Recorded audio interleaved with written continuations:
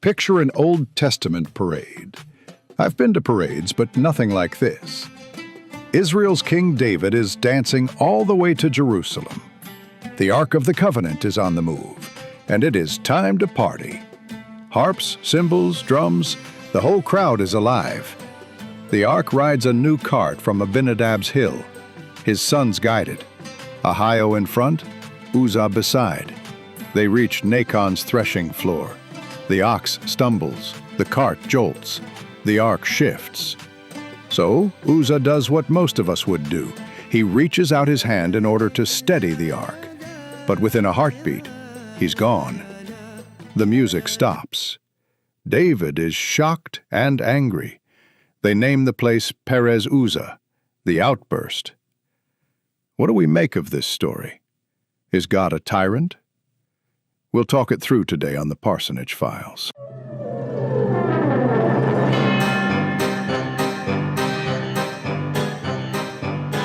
You're listening to the Parsonage Files. Welcome to the Parsonage Files. My name is Rick Burke, and I am the pastor at Groveport United Methodist Church. Been a United Methodist pastor now for well over 20 years. In that time, I have collected all kinds of stories to use on Sunday mornings. However, there's a portion of these stories that I've just never been able to use. They just didn't seem to fit anywhere. And so I'm going to share those stories with you here on the Parsonage Files. And along for the ride is my brother, Rob. Rob, how are you today, my friend? I'm doing well, but I've got to have to admit, something falls over, I will not be catching it. You know, I don't blame you. After reading today's story, if something falls, it is just going to hit the ground. I mean, dude was just trying to help. Absolutely. So, in case you're wondering what story we're talking about, today we are going to the Old Testament, which is before the New Testament. Very good. You paid attention in Sunday school. So many great stories come from the Old Testament. This is one of them. It's the story of Uzzah and the Ark. Dun, dun, dun, dun, dun, dun, dun, dun, dun, dun. What are you doing? Dun, dun, singing. Would you please stop? Dun, dun, dun, dun, dun, dun, dun, dun. Stop. It's my whip. Yeah. Whip. Yeah. Stop. It's my One, whip. we cannot afford to play the Indiana Jones song. Oh, Spielberg doesn't know we exist. He might not, but I bet you anything his publishing company will. And we just do not have the money. You would be surprised at how expensive to use the Indiana Jones song is on. Can I wear the hat and carry around the whip? You know, you need to talk to your wife if she's okay with you walking around in public with a fedora and a whip on. But it's 2025. That's not copyrighted, so we're okay. Right. With that. Hey, it's 2025. You do you, dude. So that is year 11. Yeah, that's year 11. So moving along. Today, our story comes from the Old Testament, which is before the New Testament. See, that's the value add that I bring to this. You bring a lot of value. And again, we are talking about Uzzah and the Ark of the Covenant. Before we move on, why don't I go ahead and just read the story so everybody is on the same page and we can see what happens to poor Uzzah. This comes from 2 Samuel 6, 3-8. They set the Ark of God on a new cart and brought it from the house of Abinadab, which was on the hill. Uzzah and Ahio, sons of Abinadab, were guiding the new cart with the Ark of God on it, and Ahio was walking in front of it. David and all Israel were celebrating with all their might before the Lord, with castanets, harps, lyres, timbrels, sistrums, and cymbals. When they came to the threshing floor of Nacon, Uzzah reached out and took hold of the Ark of God, because the oxen stumbled. The Lord's anger burned against Uzzah because of his irreverent act. Therefore God struck him down, and he died there beside the Ark of God. Then David was angry because the Lord's wrath had broken out against Uzzah, and to this day that place is called Perez Uzzah. 2 Samuel 6, 3-8. Well, that is quite the Bible story. I mean, dude was just trying to help. Really, it makes you think twice before volunteering to do something at church, doesn't it? Yeah, right? I mean, I'm just trying to do a good deed and... You get zapped by God. Yeah, it's It's an odd story. You can see why I've never ever used it on a Sunday Really hard morning. to work into a sermon, huh? It really is. Come volunteer at the thrift sale on Saturday, but be careful. Don't pick up a box wrong. You get zapped. Right. Not a story that I've ever been able to use, but I'm assuming there's more to this story than there this is guy. more to the story. In the Bible, if we really look at the Bible, it doesn't just leave it there. Okay. So let's see how the Bible frames it. God was explicit. He said, carry the ark on poles and don't touch it. He said, all right. But in 2 Samuel 6, it clearly says that the ark was on a cart, right? And God says, he said, the ark is to be carried on poles, and those poles are to be carried by 4 Levites. He never said to put it on a cart. So you might be asking yourself, why in the world are they putting it on a cart? Why are you putting him on the cart? Let me tell you, it has to do with a group of people called the Philistines. Would that not be, back to my Sunday school days, would that not be Goliath? Indeed, the same group of people. The Philistines are known collectively as a member of the Sea Peoples, which was a group of people who fled from the Aegean at the end of the Bronze Age. There's what's known as the Bronze Age collapse. And the Philistines, they leave the Aegean and they settle in what is today Israel. And the Bible paints them as being the main, if not the main, one of the main adversaries of the Israelites when they arrive in the promised land after the Exodus. If we go to the year right around 1024, the Philistines and the Israelites are having a battle known as the Battle of Aphek. And the Israelites aren't doing so good, so they bring up the Ark of the Covenant, again on poles, carried by 4 Israelites, to help give them the strength they need to beat the Philistines. This is a tactic that had worked before, right? Think of the walls of Jericho, right? They came tumbling down. Right, carry that ark. Well, to make a long story short, didn't work out for them. The Israelites lost, and the Philistines were able to gain control of the Ark of the Covenant. Which, on a side note, is why you don't take your nice stuff and put it at the front of a battle. Things go south, you lose your nice stuff. Especially when that nice stuff, contains things like the 10 Commandments and the presence of God. The presence of God. Yeah. Anyway, so the Philistines, they take the ark and they set it in the temple. So they book back to their hometown. Yeah, they book back to their capital of Ashdod with this great treasure, the Ark of the Covenant, and they set that in the temple of Dagon, who's their main god. And they just slide that right in there next to the idol of Dagon, and they go out and party. Sort of like in Indiana Jones when they're on the ship and they've got the ark and they've put it in the hold with all the other Nazi stuff, and they got it in the box with the. This is exactly what happens, and then they go out and kind of have a. My guess is that this Bible story kind of inspired the film. So the ark is sitting next to the idol of Dagon, and the ark is holy. Dagon, the idol of Dagon isn't, and so the idol keeps falling over. And my guess is that same type of idea. Same idea, where putting a holiest thing next to something that's not holy. Right. And the holy can't be next to the unholy. That kind of upset the Philistines a little bit, but didn't quite do the job. And so the Bible tells us that God then sent a plague upon the Philistines because they had captured the Ark of the Covenant. And this plague, according to the Bible, created tumors and also had rats involved some way. Like the bubonic plague? Well, that's kind of what a lot of scholars think, is that they're describing an outbreak of the bubonic plague because there's tumors and there's rats, and we know today all kind of goes together. That all goes together. But some scholars have studied the word that's used for tumors, and it turns out that word, it means pretty much any kind of growth on the human body. And this is one that I've always thought was funny. In other places, not in the Bible, but in other places, this Hebrew word that is used for tumors also is used to describe hemorrhoids. Oh, dude, give him roids? And so some scholars have interpreted this as meaning that God gave the entire populace of the Philistines a bad case of hemorrhoids, and that did it. And not a jar of Metamucil around. Or Preparation H, nothing. whatever it was, the Philistines had enough. We got to send this bad boy back. Yeah. After 7 months, their priest said, send it back. So that's a long time to have real. So they built this cart. They hitched 2 unyoked cows to it, or oxen to it. And they added a guilt offering of 5 pieces of gold and 5 gold rats. As sort of a my bad kind of thing? As a my bad. And these cows went straight back to the Israelites. And like, here, you can have your thing back. But this is take your wooden box and leave us alone. The few times that I've talked about this story, like on a Sunday morning, I always skip this part.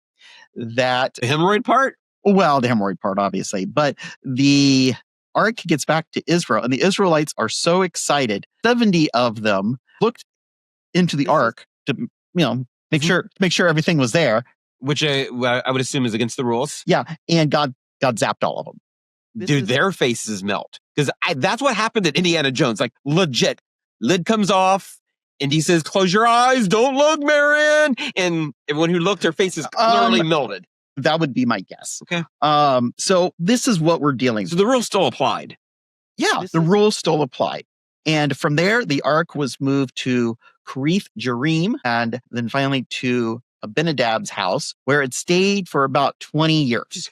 Abinadab's house? He was a priest. So he just went to his dude's house. Well, if you're kind of a semi-nomadic people, you do what you can do. Fair. That is fair. Right? Where would you want it in your house if it melts people's faces, give you hemorrhoids? Could you imagine if you had a housekeeper? Please clean everything, but do not clean the ark. Whatever you do not touch it. Yeah. If it falls over, you let it go. Let it go. Yeah. So when David later used the cart, he was simply following Philistine precedent rather than God's instructions. And David eventually, he admits. But he knew better. Well, he eventually admits that he hadn't sought the prescribed ways, and he corrects it. So next time he goes to move it, he moves it the correct way.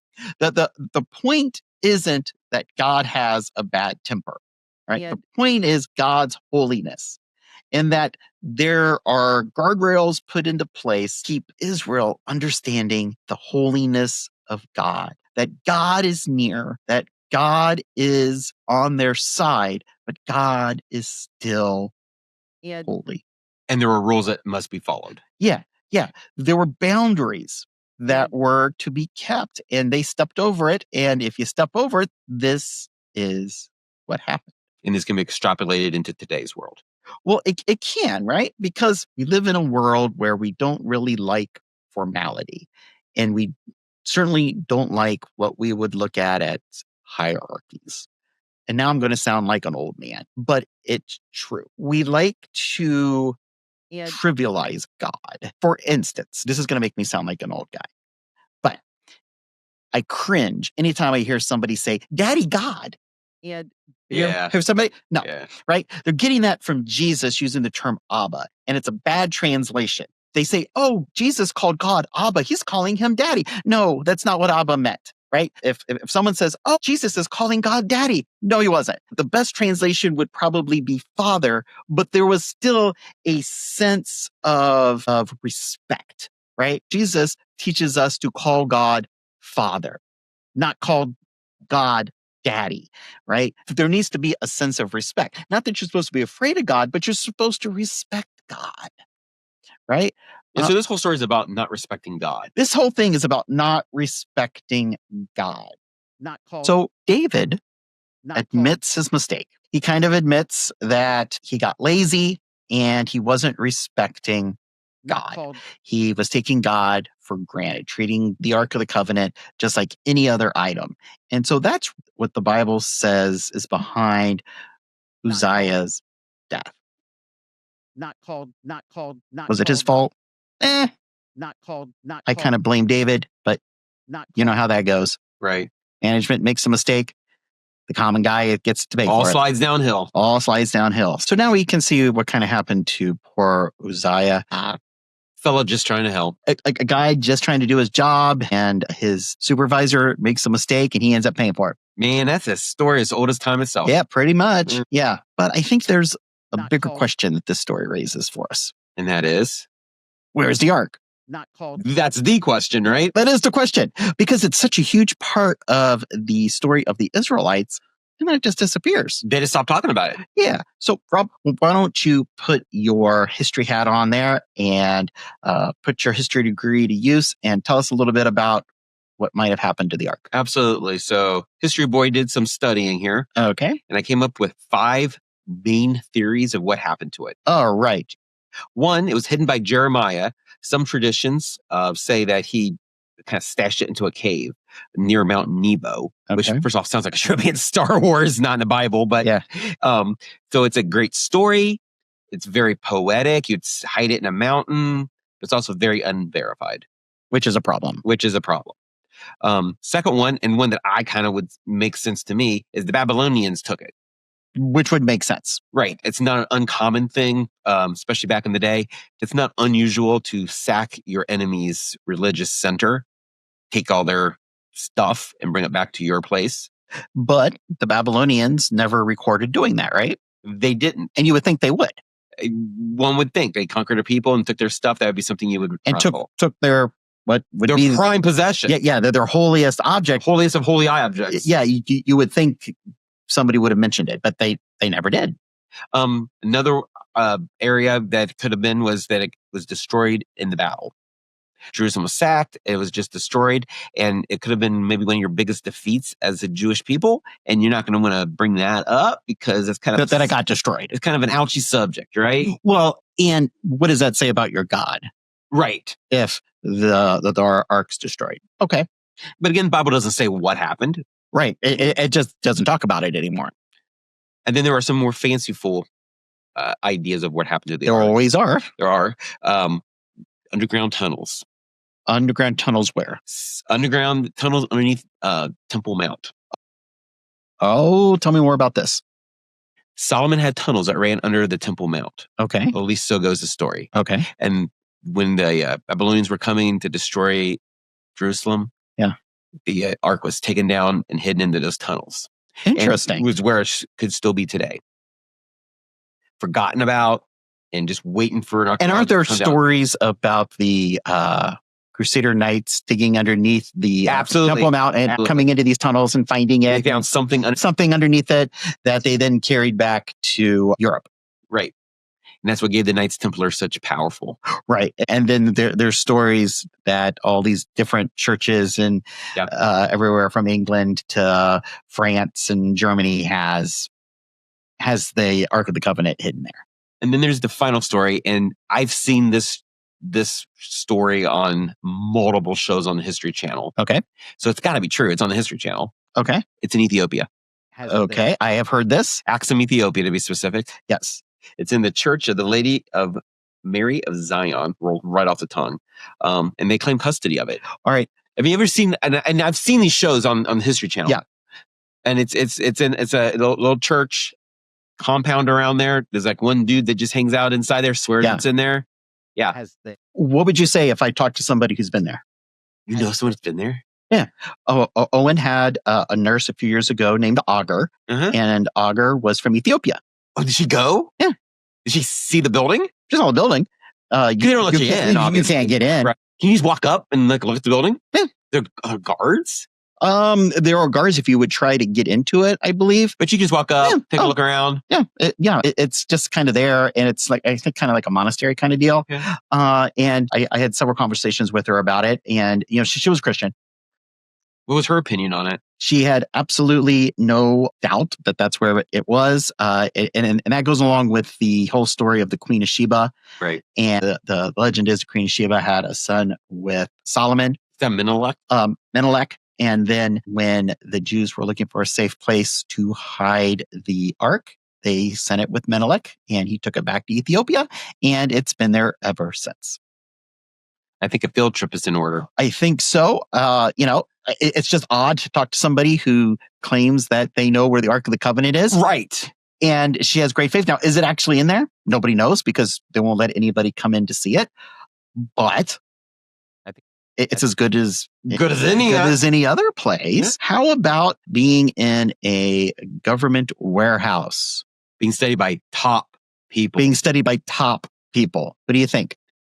As much as I love a good conspiracy theory, the government doesn't have it. It's not with the alien bodies out at Area 51 or Wright Pat or any of those places. You would think if the government really did have it, we would know about it.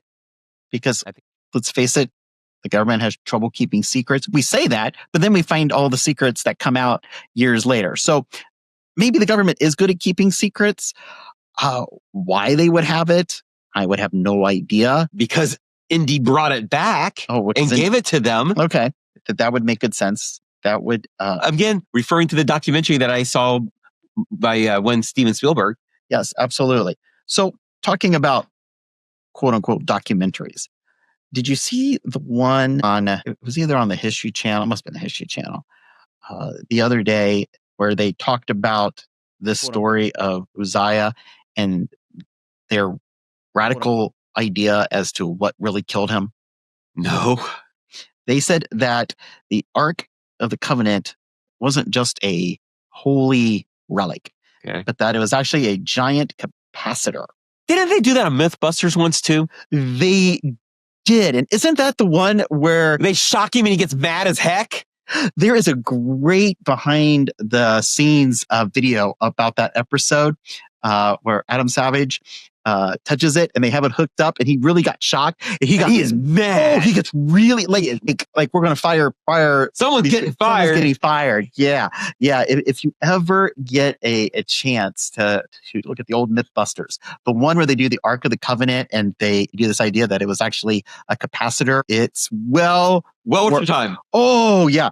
And because, it's made out of gold and wood and dry air, and that there's this whole thing about it being this capacitor. And so when Uzzah touched it, he just got zapped. I don't know. I think that's going a little far, don't you? That's a capacitor? That it's a capacitor. I don't know if the pyramids are capacitors. Apparently everything's a capacitor in the back. Baghdad battery. I mean, all these things are capacitors. Apparently we had batteries and capacitors back in the... You've been watching way too much Ancient Aliens. Again, documentary show. Documentary. This is a scary thing. Ancient Aliens is actually listed as documentary on the History Channel. Kind of reminds me of back in the day. You remember the Weekly World News that used to be in the checkout counters, right? And people, Bat Boy, yeah, you Bat Boy, and the and people would say, "Oh, the newspaper," right? Yeah. I think that anytime there's a mystery, people are going to read into it, but they want to see. I don't think we're ever going to find the Ark of the Covenant because I think it was probably either destroyed or I think it might have been hidden somewhere. And whoever hit it died without telling anybody. Hit it real good. And you're never going to find it. And over all these years, it's probably gone. One of the... What would you do with it if you found it? Well, that's a really interesting question. If you found the Ark of the Covenant, if you were an archaeologist, would you open it? Probably. Would you be scared? Probably. The Rob talking, yes, because I've seen what happens when you touch that thing you're not supposed to. But as an archaeologist who maybe doesn't have any type of Christian background or faith in at all, I don't think they would care at all. No more than they cared about prying off mask off the Egyptian pharaohs. That's true. There are curses, all over that. Do not do this, and they did it anyway. That's true. I don't know. I think if I found the Ark of the Covenant, I would think twice before opening it, but you would want to see the 10 Commandments. You would want to see what was in it. Well, there's nothing in it. Again, now we're going back to Indiana Jones. There's nothing in it? Yeah, remember it was just dust. Oh yeah. And the creepy guy with the glasses, he starts laughing, right? It's in his face. Right, because he's laughing because there's nothing in it. I told you, right? And then his face melts. And that could happen to you. Which is back to why you don't touch things. Back to why you don't touch things you don't understand. So what I would do if I found it, I would find myself 4 Levites and some holes. That's what I would do. Find 4 Levites and some poles and move it that way, because I am not going to play And calling around. for advice because I'm not touching it. I'm not making a mistake. Yeah. I don't need that. Yeah. This is one of those stories that it's kind of a fun story on the surface. Well, except for what's his face who got zapped. The reason that they were able to make a whole movie about looking for the Ark of the Covenant is because people have wondered about it for thousands of years. Right? There's a lot of interest out there. And I think there's a lot of interest out there because people are genuinely interested in having something connected to God that they can touch. Mm-hmm. And what this story reminds us is that maybe that's not a good thing. It takes the faith element out of it. Well, not does it take the faith element out of it, but that maybe our sinfulness and God's holiness are so polar apart that we can't interact Together, which then explains the New Testament, right? Because what then allows the holiness of God and the sinfulness of us to then would be Jesus. Yeah. And so God then bridges that gap. Okay, well, that makes sense.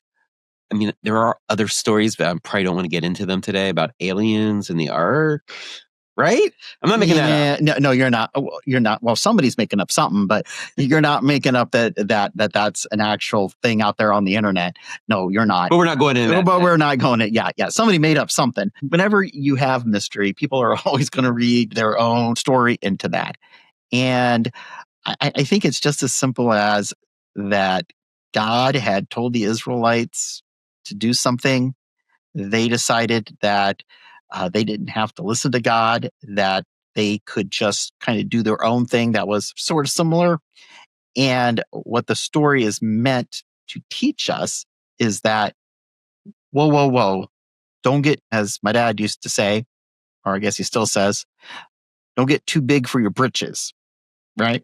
That there are still rules in place and God is God and we are not. And so what God says we should do.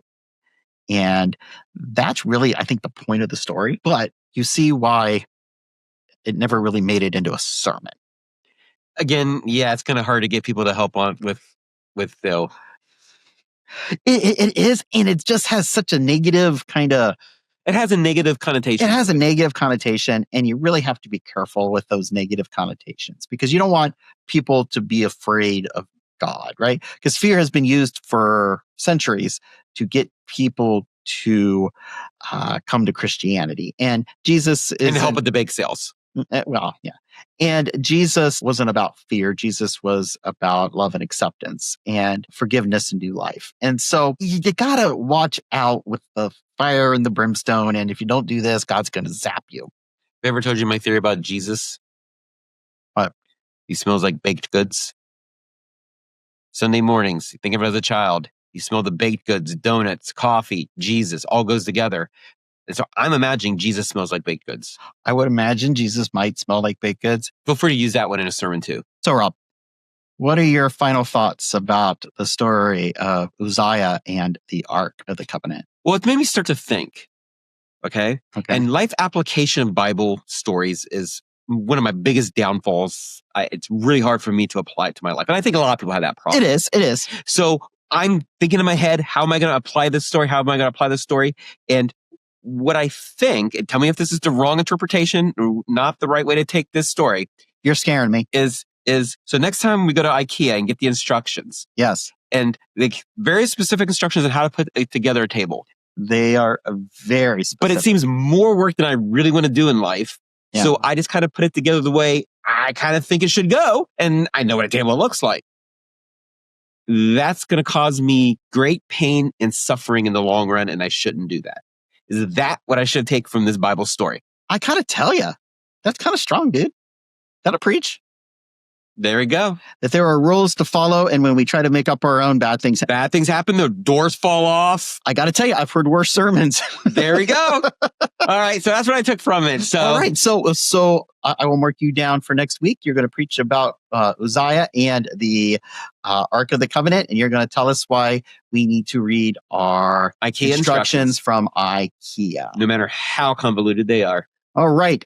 Well, thanks for being with us here on the Parsonage Files. For my brother Rob, I'm Theologian in the making. There you go. And if you are looking for a church, we would love to have you at Groveport United Methodist. Our worship time is at 10:30 a.m. on Sundays, and you can visit us online at www.groveportumc.org. So until next time, take care. God bless.